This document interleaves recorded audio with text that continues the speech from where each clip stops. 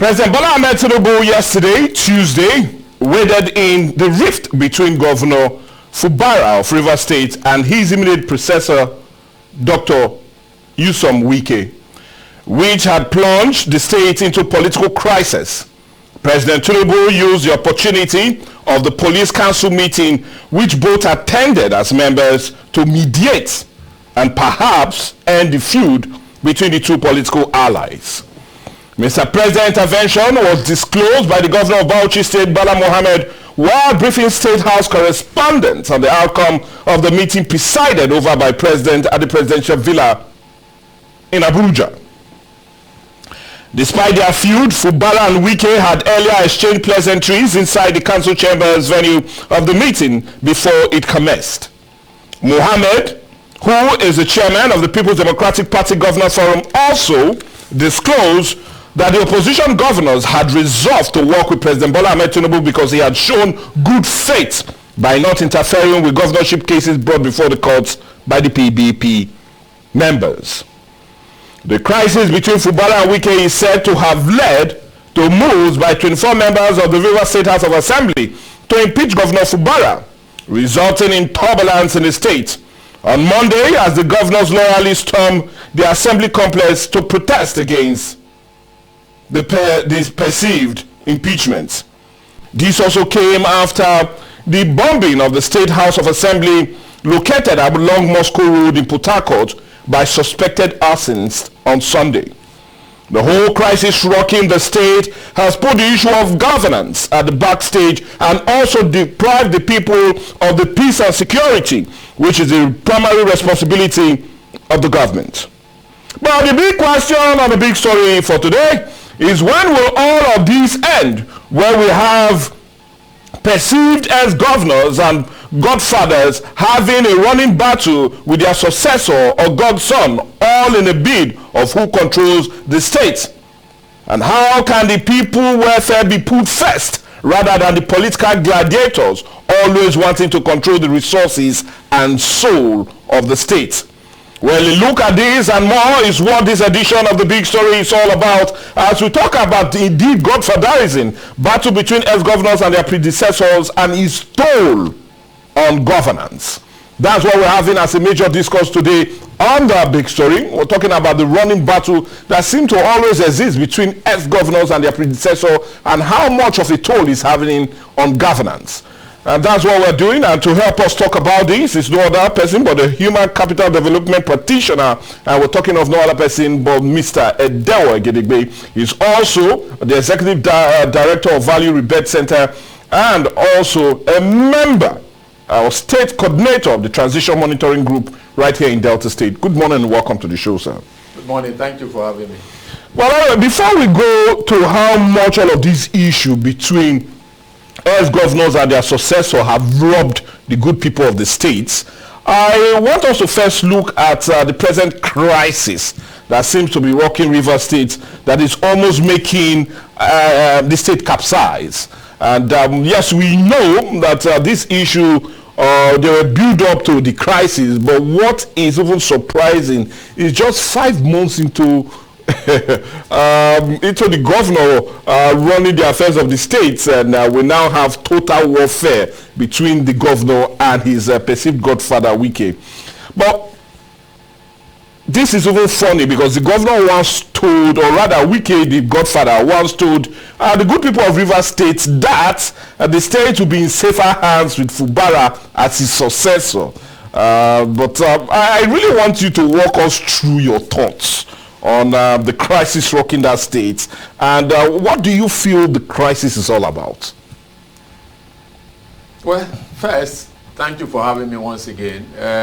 I consider what is happening in Rivers State presently as very unfortunate situation. Okay. That is unwarranted in the first place.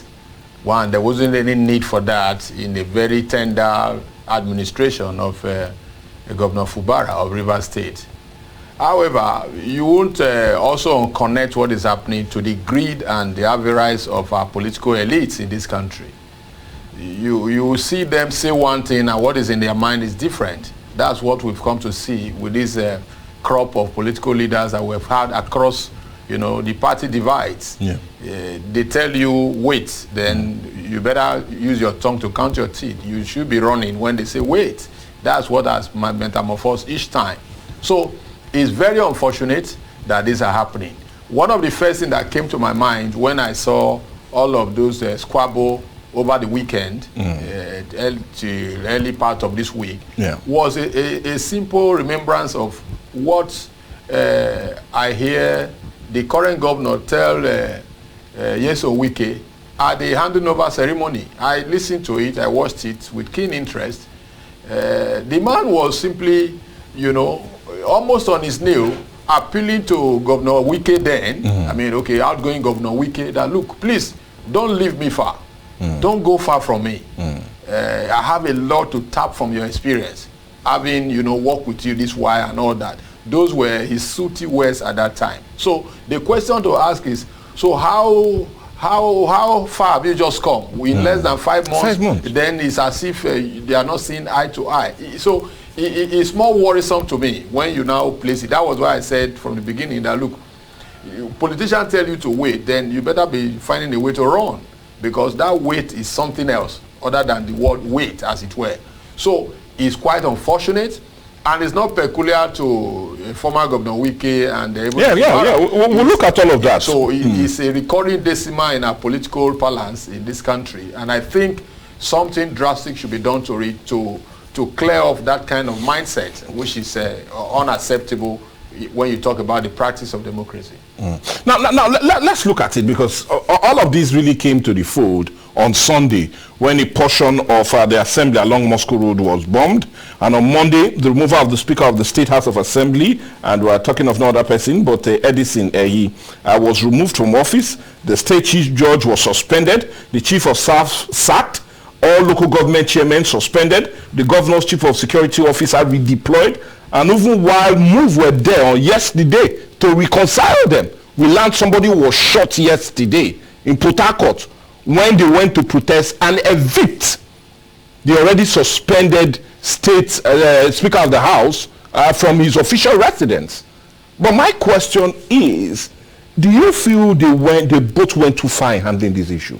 Because we've seen differences play out in many states. Some, as we speak, we do know that their predecessor and also them are not even on the same page on many issues cut across the country. So why is it that they went too far and they have this tendency to always resort to violence as it concerns the issue? That's the question. Okay, for me, without taking sides on either of the sides, or speaking objectively to what has panned out, first, it showed clearly the immaturity on the side of the current governor. Okay. He really didn't manage things well. He didn't manage. So there was overreaction from. Oh, certainly. And if you even look at his conduct on that day, that Monday, when they were marching, you know, marching to the House of Assembly complex with all of that crowd, he showed inexperience, honestly speaking.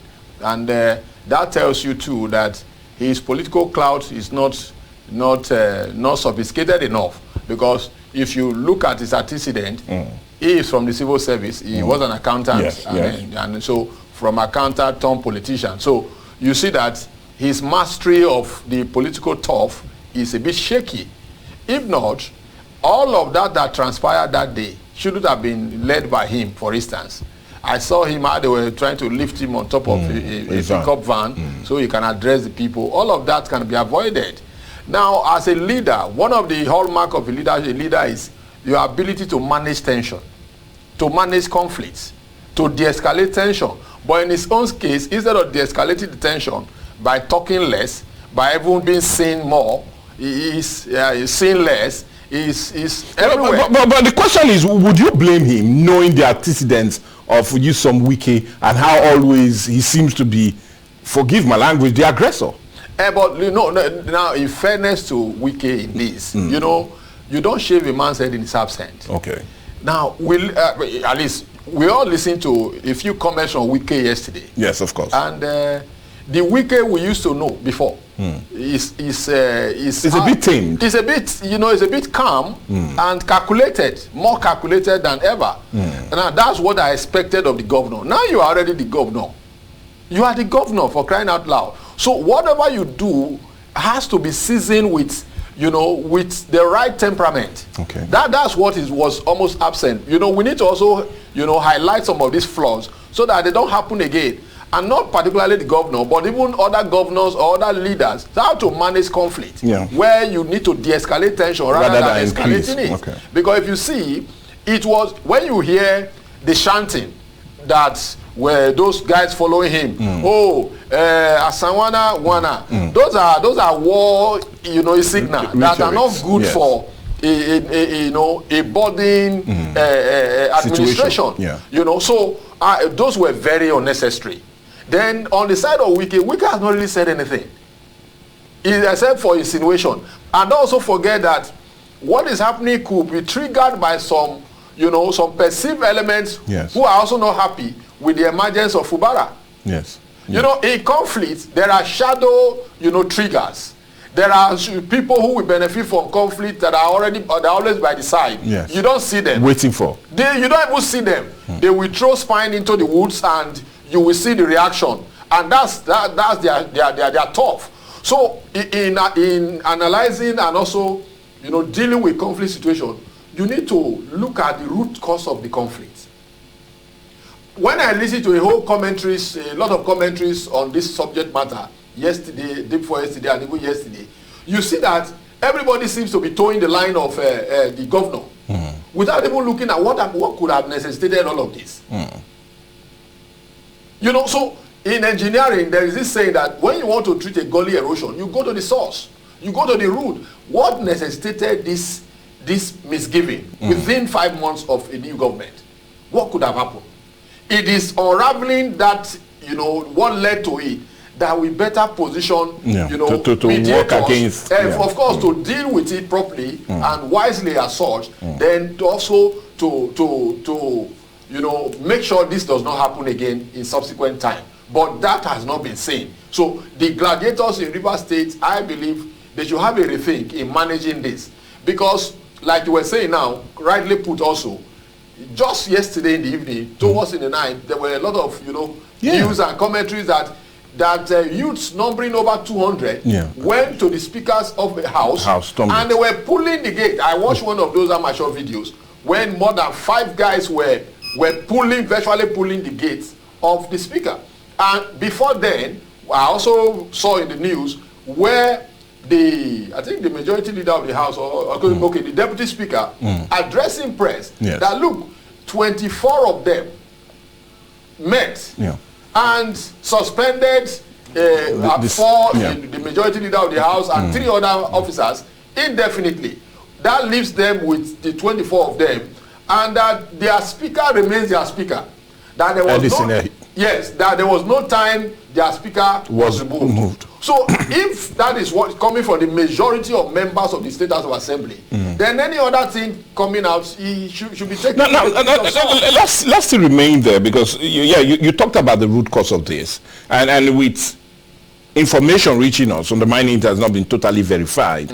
We learned that of the 26 commissioners that were being given or that were commissioned some couple of months back, 25 of them were all candidates or really put in there by the former governor Nyesom Wike. He gave only Fubara only 1 slot. And not only that, we also know that the sacked chief of staff was also given to Fubara by Wike himself. And not just only that, we also do know that the current SSG that was also suspended or sacked by the governor was also given to him by no other person but Governor Wike. So don't you feel that is overbearing in itself, not giving this man space to breathe? Okay. Now, so let's look at it from this end. But first, it would be right to put that the governor, through his commissioner for information, yesterday said there was no sack of anybody as at yesterday. As of yesterday. But don't you feel that is more like window dressing, trying to deal with the issues and not escalate? See, of course, as media personnel also, and as analysts and, of course, advocates, we should always speak, from both sides of that I do understand. So if the governor, through his commissioner for information, has told the press, the world yesterday, that look, as at this point, nobody has been sacked, as alleged by some other persons. But I also want to remind you that you also said if politicians tell us nobody was sacked, that means the whole house was taken away. No, I'm talking like this because, you know, we need to de-escalate the tension. Well, definitely we do. By balancing the conversation. Okay. That's why I'm saying this, because having heard from the governor's spokesperson yesterday in that context that looks new to me. So what has happened before could have been maybe an insinuation perpetrated by some persons to hit the polity. But in a bid to also de-escalate it, maybe the governor has, maybe if he had it as a thought before, or he wanted to do it, or he had even done it, is rescinding that decision. So that also speaks to de-escalating the tension that we're talking about. So of course, taking it from that angle, you now see that coming to the point you raised of how 25 out of the 26 commissioners and the chief of staff and of course SSG were given to him by former Governor Wike. But the question I want to ask you is, how did this evil governor emerge as governor? Because that's a question that we need to answer. I was speaking on this on another platform yesterday, and I told them that, look, the governor virtually doesn't seem to have been prepared for the office of governorship. Because I followed their campaign trail. Yes. It was virtually the former governor that was doing the talking. Of course. For this current governor. Of course. So that tells you how he was as at the point of coming in. And if I also relate that to what he said, why being inaugurated, I think was that the inauguration or the Thanksgiving? Yeah, it should be during the Thanksgiving. When he pleaded with the governor not to be distant away from him, undermining his on a different political divide. Yeah, as it were. So all of that should also absorb the former governor of any complicity in this case. So if you had already at a point publicly admitted that, look, I should be there for you, I should be a guard as normally as it should be, because there is this mentor-mentee relationship. Okay. You can't separate Wike from being a mentor to the current governor. Of course not. It will be unfair to Wike. Of course, very well. But that's not also say that Wike should also be able to allow the mentee, as it were now, to also exercise some of his giftings, some of his cloud that he has come with to the saddle. Nobody is saying that either. Okay. So, but the point is that politicians should learn to be real most times than what they make us see. They should learn to be real. That when you say something, you stand by it to a reasonable level. If there are reasons, if there are reasons for digression, let it be expressly put to the listening public and to all parties concerned, so that you don't because now, in all of this now, people will just be caught in the crossfire and suffer casualties for the misgiving of two people who were so close before, who no one will ever imagine that this kind of thing will happen, even at the tail end, not to talk of this just very beginning. So it's very unsavory. Now let's remain there, because I also really want to understand, because why is Rivers State so volatile? This is not the first. You could still take your mind back to Meha and Amechi. And look at not just Omeha and Amechi, but Amechi and Wike. Now we're having Wike and Fubara. So it's almost like looking at it as a trend. So is it because of the maturity of the political class there, or do you feel because of the state is so rich and blessed, the issue of resources or control of it seems to be the main and the basic theme for all of this squabble? Okay, now in specific terms, talking about the Rivers State, the recruitment process of leadership there is questionable. Good. I want us to look at Rivers. Yes. I want to understand why this seems to be a recurring decimal. It's questionable because there is so much of authoritarianism in the recruitment process in Rivers. Togri, power. Yes. So people are forced on the generality of the Rivers people. Okay. And the tyrannical approach of governance is very high there. Yeah. I can say that convincingly. Because, when Wike was in the saddle, you virtually could hear any opposition person talking. Yes.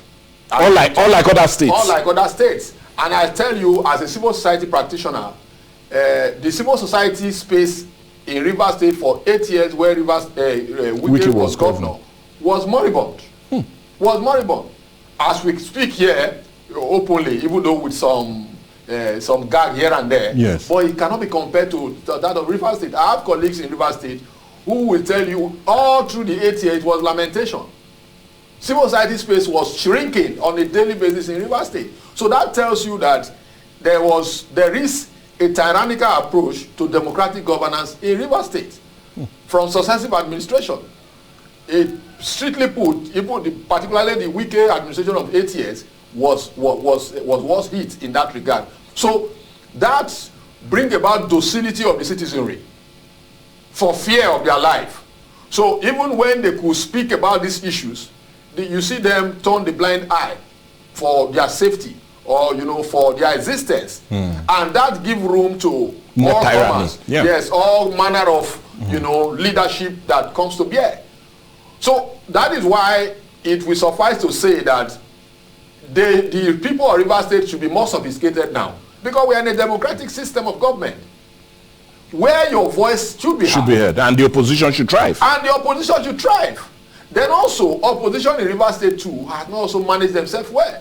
For instance, the APC, the Labour Party, and of course the NMPP and the rest of those parties, they've not shown themselves, what they are sought to become opposition. To become an opposition. Where PDP is in opposition, you see their turf. You can see it. For instance, in Kogi State today, where PDP is in opposition, you see the march for march with even the current party. And Natashi Uduagha yesterday from the opposition of PDP, he clicked through senatorial the seats. And I listened to her testimony, a very brave woman at that, where a day to the election of senatorial election, allegedly the governor, dug pits went in to the cut road off the road leading to her place, and the moment she got wind of it, she brought a payloader to bring sand to fill those pits, and of course election took place. It is those actions that has also given her victory through the court at the first tribunal and of course the court of appeal. So that's the difference. So it is left for Rivers State people to know that it is beyond lamentation. There are steps they need to take. We are in democracy, for crying out loud. So they must wake up and be more sophisticated in addressing the issues of governance in Rivers State. Okay, well, anyway, I'll plead with you to hold on. We need to go on the break now. But when we come back, we'll continue our discussion as we look at the issue, especially as it concerns governors or ex-governors and their successor, and how much of a toll it seems to be having on governance. Let's go on a break.